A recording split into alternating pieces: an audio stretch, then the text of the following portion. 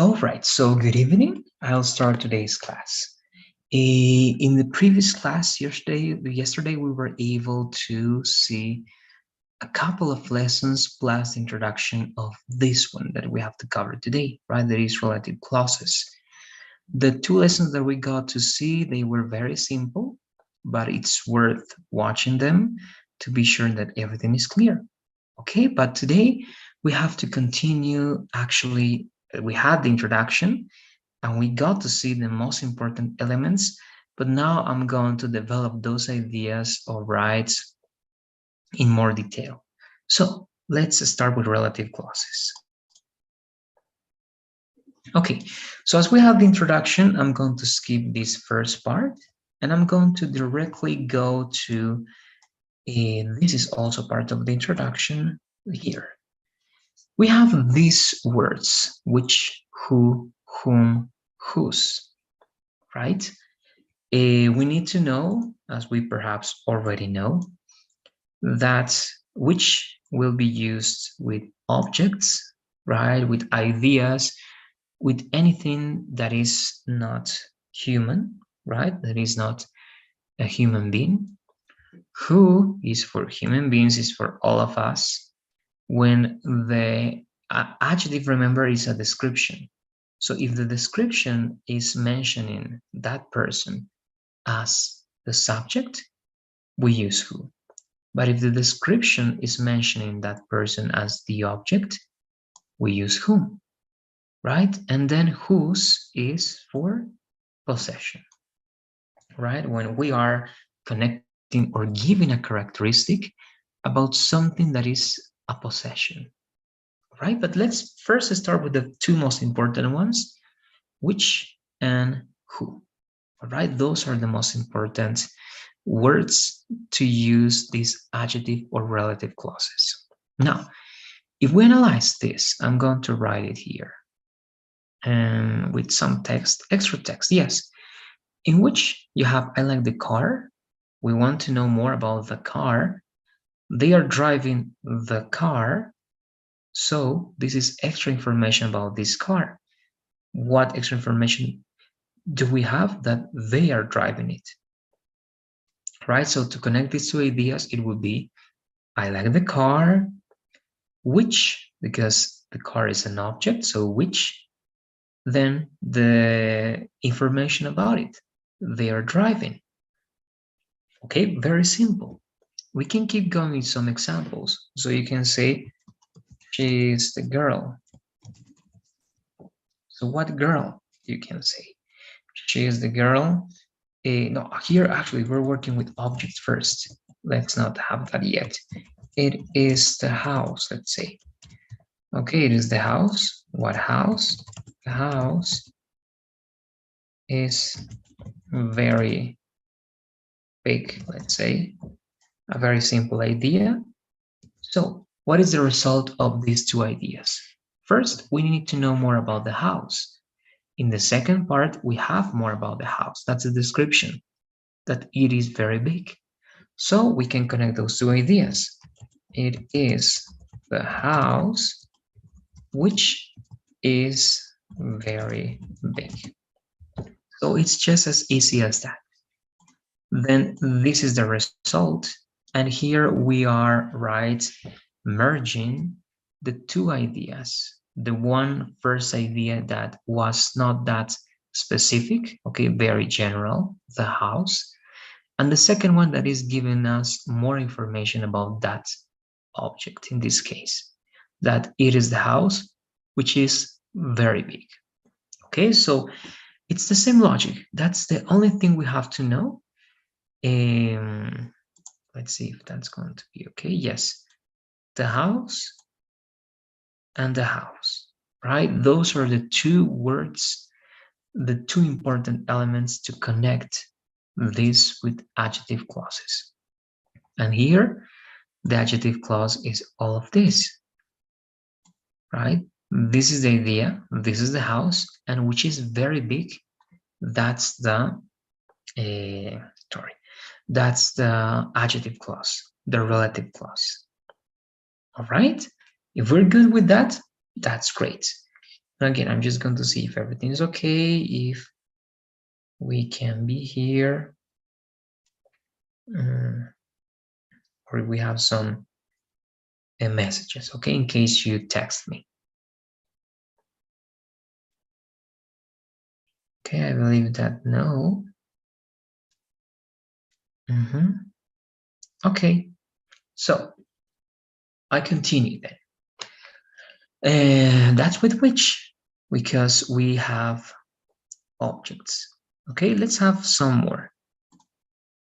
Let's say over here. Okay, this is the car. So what car, right? We saw that car yesterday. And then the connection will be, I'm going to bring it here, I believe. Okay, over here.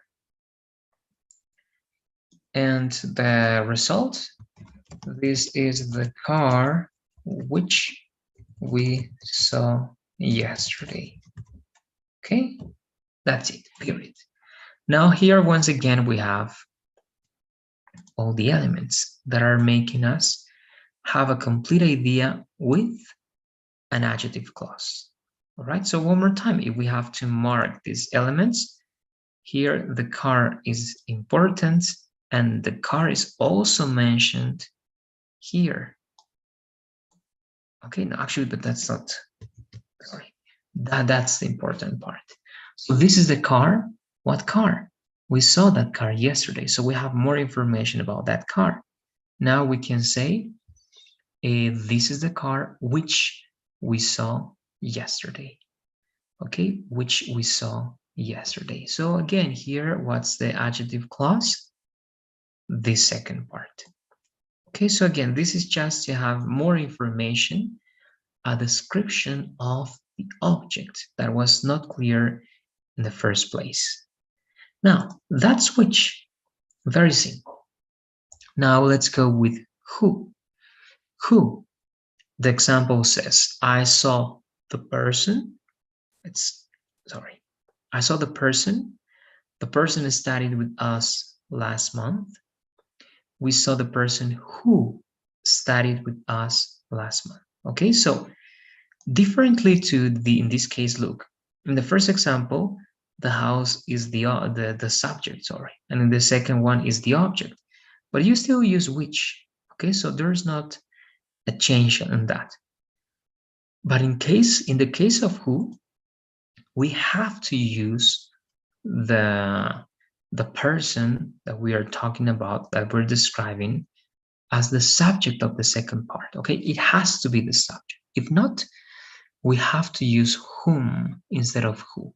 But we're going to see that in the next part. Here, only who. So here I can write the example I was writing before, right? So she is the girl. What girl? That girl was in my class. Okay, and what's the result? She is the girl who was in my class. Okay, now again, what elements or what important elements do we have here? We got the girl, that girl, and what's the relative clause? Who was in my class, right? And that's the result with an adjective clause. So there you go. In this case, as we are using a person, right, the girl, we have to use who. And in this case, we are using also who because our person is the subject of the complement of this idea. Okay, so she is the girl who was. So who is the subject? Also, how do you know? Because after who, you have a verb. Okay, if you have a verb after who, it's okay. It means that it is the subject. But it is different when, and you're going to see in the next part, okay, not here. It is different when it is the object. But we need at least one more to have it with a subject. Okay, so let's do it. You have, that is the teacher. Okay, so that's the teacher. Then the teacher is sick. Okay, and finally, that is the teacher who is sick. And let's try to have this over here. Okay, now again, let's identify some of the elements. First, this is the result, and the main elements are the teacher, and the teacher is the subject of the second idea. So that is the teacher who is sick. And that's the only part that we need. That's the relative or adjective clause. Okay, if this is clear, then the next part is not going to be complicated, but we need to understand why we are using these words. We're using which because we're working with objects, ideas, all right, anything that is inanimated, but even animals, all right, which is also for animals, who is only for people. So you have a who that has to be the subject of the second idea. Okay, it has to be. It means that after who, if you want to be sure that you're writing who correctly in that place, then you have to see a verb next to who. Okay, if you see a verb after who, then you're doing it good. Okay, so I would like you to see these examples. Again, if not, I'm going to, or I have to tell you to watch the class. That is very important. But anyway, yes, we have the class. Everything is recorded, so we're going to do that. We're going to watch the class. Let's go to the next part. Over here, whom is what I was telling you. If you analyze, you have to pay attention to the second idea. That person is the object of your second idea. If that's the case, after whom, you don't see a verb, you see a subject, whom they are talking about. Okay, so those are the biggest clues to know that you're using this correctly. Okay, one, that in the second idea, that person is the object of your sentence.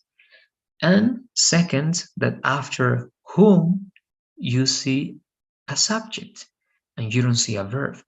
That's how you know that whom is the object of your adjective clause. Right? So let's give similar ideas to what we were doing before. So I can say she is the girl, right? The same as before. She is the girl. And here you might say something like, I like that girl. So it is the object. So then I can say as a result, she is the girl whom, sorry, no capital letter, whom I like. Okay, that's it. Now over here again, we have the result. She's the girl whom I like. And the important elements, the girl and that girl. In the second case, of course, it is the object. That's why we can use whom I like. Okay, and again, if you identify what I told you, you have a subject. So you know that whom is correct. Okay, so very simple. So far, again, I believe that it's simple to understand that logic. In case you get to have questions, please, Gladys, you should let me know. Okay, now, Yes, we need one more example just to be clear. And let's go with the text. So with the teacher, right? That is the teacher, the same idea. And here we need to use the teacher as the object. It means after the verb. So you can say they, or what could it be?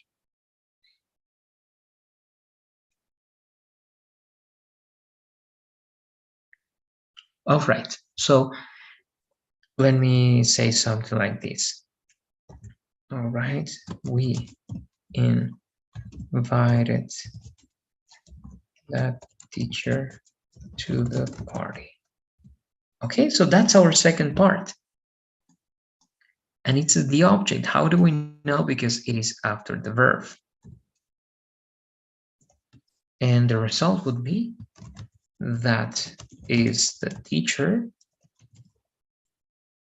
whom we invited to a party or to the party. There you go. That's the result. Here again, let's take a look at the main elements. The teacher, that teacher, that is the object after the verb. And here the relative clause is whom we invited to the party. Okay, so whom is the object?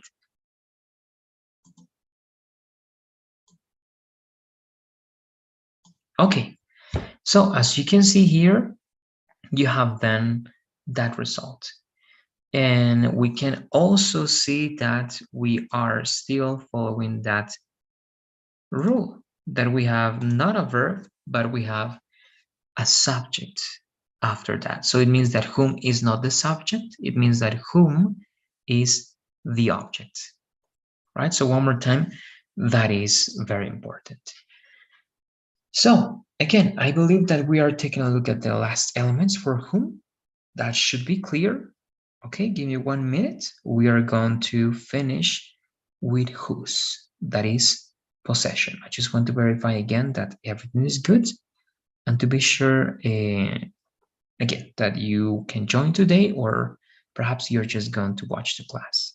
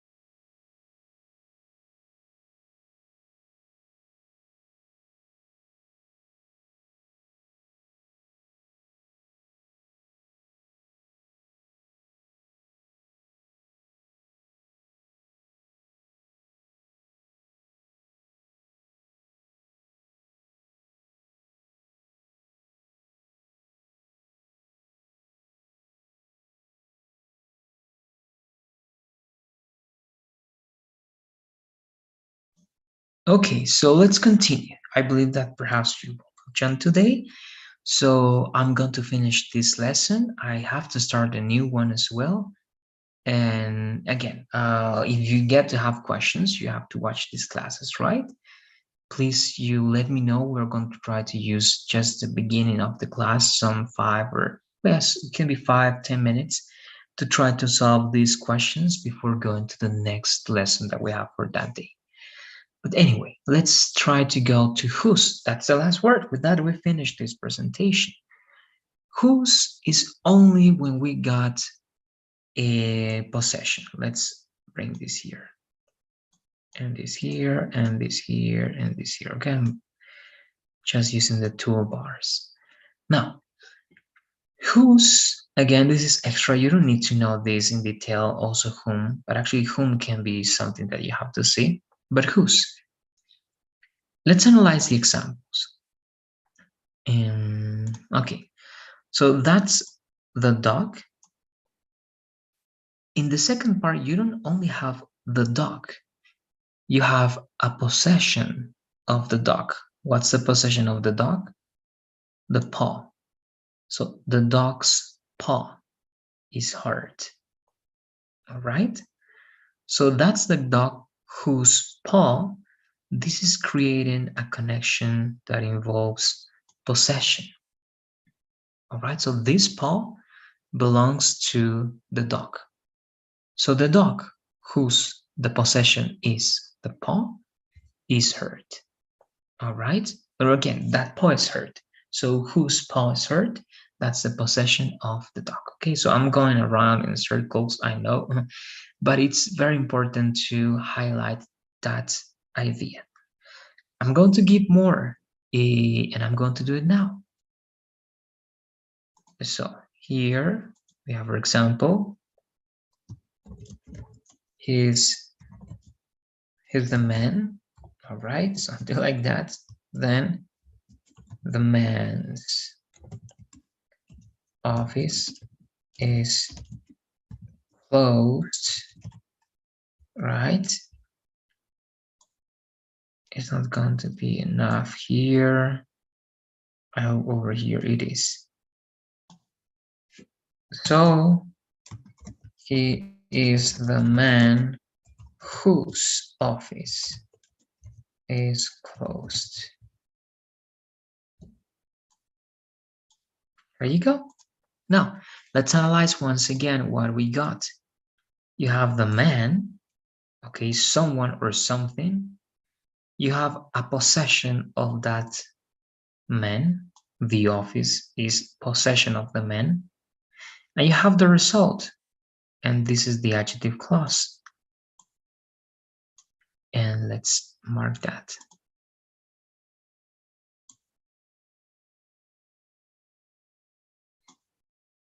Okay, so it says, he is the man whose office is closed. All right, again, it works anytime that you have possession. All right, possession. You have possession over here, the dog's paw, and you have possession over here, the man's office. Okay, it can work with anything that is that person or that object's possession, because it can be the possession of a person or of an animal or a thing or anything, because it's a part of it. Okay, it is a part of it. And if you have something that is part of something, you are talking about possession. Okay, at least in grammar. Grammatically speaking, it's possession. With that, again, as this is extra, I'm not going to develop more, I mean whose, but if it's not clear, again, it's important that you let me know. Okay, I'm going to read some extra elements now to finish the presentation. You have more examples here. Let me read them for you. He saw the person was in the party. The result, he saw the person who was in the party. This is with who and whom. If you analyze, the person is the subject in that idea. Why? Because after who you have verb. So it's the subject. He saw the person. Mary was in a relationship with that person. So he saw the person whom Mary was in a relationship with. This is obviously, right, an object. Why? We have whom, and after whom we have a subject. It means that whom is an object. And with can be before whom or can be at the end. Okay, so you can say, he saw the person with whom Mary was in a relationship, period.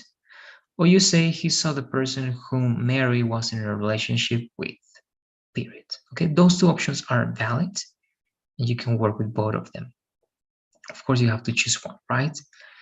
Peter was, yes, talking. Okay, Peter was talking about that girl. That girl graduated from school, or from the school. Peter was talking about the girl who graduated from school. Who, is it subject or object? We know that it's subject. How do we know? Because after who we have a verb, graduated. And also because our second sentence, our second sentence has what? It has the girl as the subject of that sentence. And the last one, Peter was talking about that girl. A dog barked at that girl. So a girl here, that girl is receiving an action. So is not the verb as the subject anymore. It is the object. So Peter was talking about the girl who graduated from school. There we have who because it's the subject. But in Peter was talking about the girl whom a dog barked at, that's object. Or remember, you can say Peter was talking about the girl at whom a dog barked at. Right? So that's the main difference. I hope it's getting clear. Who and whom. Who is the subject of your adjective clause? Whom is the object? All right? It's very important to make that difference over there. Good. In the next part, this is easy because with which there is not a problem. It can be subject or object. It doesn't matter. It's always going to be the same. All right? In terms of using which. So he saw the house. The house was very expensive. He saw the house which was very expensive, period. Peter was talking about that car. That car appeared in our favorite movie. Peter was talking about the car which appeared in our favorite movie. Or remember, you can also say that appeared in our favorite movie. Okay, so with that, look, we are finishing with this topic. Let's practice. We got most of the part. All right, so again, I usually give you some time so that I can stop speaking a little bit, all right, just to continue doing it. I'm going to, all right, again, see if everything is good. I'm going to get ready for the next presentation. All right, so we continue working in 1 minute or 2 minutes. We are going to work with one more lesson that is not going to be complete because we are in a good pace. So it's just going to be perhaps the introduction, or we are going to see if in this time we get to finish that. That's perfect. But remember, anything that we get to see here is something that we can see, not in detail, but one more time, the most important details in different classes. All right, so please, we continue in 1 minute.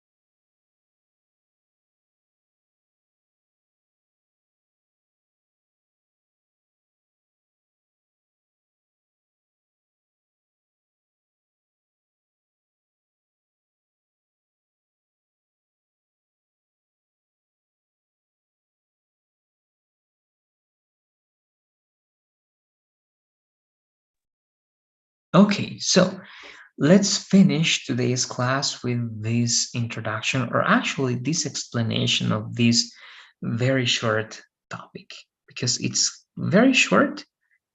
It just have some variations, but the meaning and the way. Give me a second, I'm going to make it right full screen, and let's wait. Okay, I think it's working good, because when I open a window or something like that, it gets very slow and laggy. Now, future conditional, I was saying it's very, very short. It has some variations, but in general, it's a very easy topic to understand. So it starts with this question: what will happen?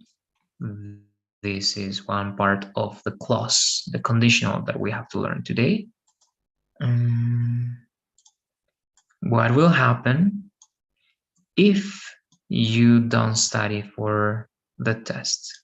Okay, so two parts. What will happen, one part, if you don't study for the test, the second part. So what can you say about it? You can answer this in many ways, right? Um, I will fail the test if I don't study, right? That's the main thing that you can say.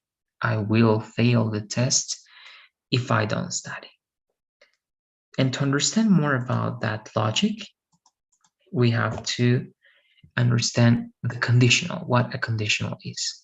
So there are at least 4 types of conditional clauses. But again, we're going to take a look at one, as it says, right? But today we'll take a look at only one of them, future conditional. If you read that in the name, it's actually telling you what this is about. It's about a condition for the future, right? What needs to be true so that something can happen in the future. So, future conditional shows us how one action in the present will or is going to have a consequence in the future. Okay, so consequence, condition. This is the standard order for future. All right, it says the structure. If simple present, affirmative or negative, comma, simple future, all right, affirmative or negative. So if I stay here, comma, I won't be able to finish my tasks. So we have everything we need. We have if, we have present, and we have future. In this case, the first idea, the condition is affirmative, but the result seems to be negative. In number 2, we have still something affirmative, but also something affirmative in the second part. If she still feels bad, she's going to go to the doctor. And the last part, negative in present, so that's different, and affirmative in future, as we saw in the previous idea. So if they don't complete the assignments, they will fail the course. All right, so that's again very important. Taking all that into account is important to understand this lesson. But if you see, it's very simple. If something in the present, comma, something will happen in the future. If I finish this, I will do this. If I do this, something will happen. If she completes something, right, something is going to happen again. So present, future, present, future. That's the standard order. Now, if we take a look at this, we have the inversion that is exactly the same. That's why I told you we have some variations, but the formula is the same because the lesson is very short. So you can start with future, you have if with no commas, and then you have present. So I won't be able to finish my tasks if I stay here.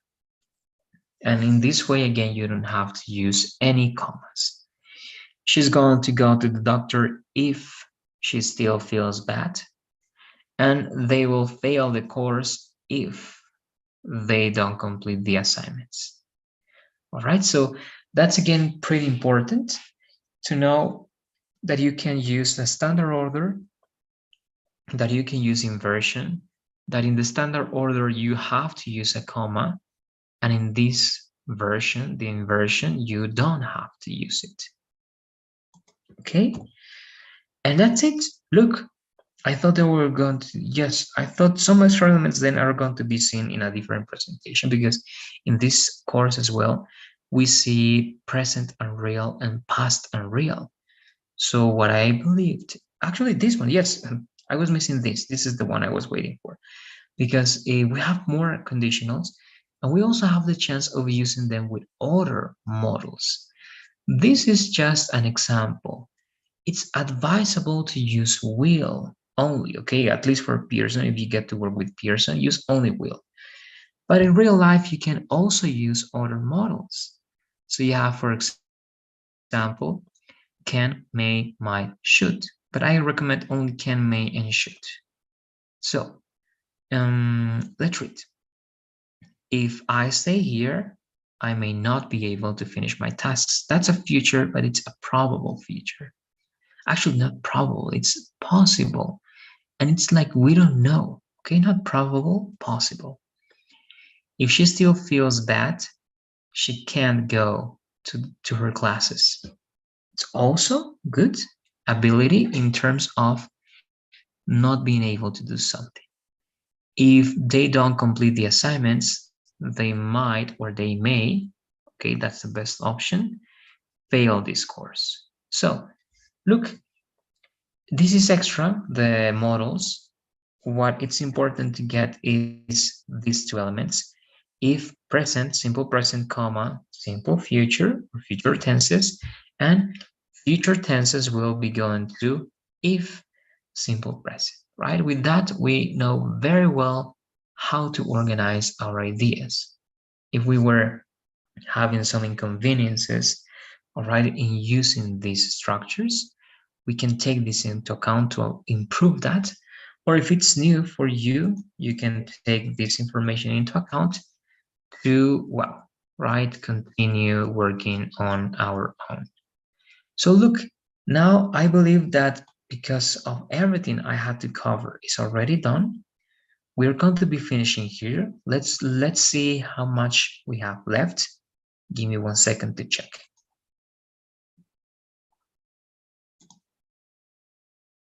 All right, good. It's not a lot. Actually, we're doing pretty good. This is the 5th class. We have 3 more classes, 6, 7, 8. And this is going to be more than enough because we can cover up to 2 lessons per class as we did today as well.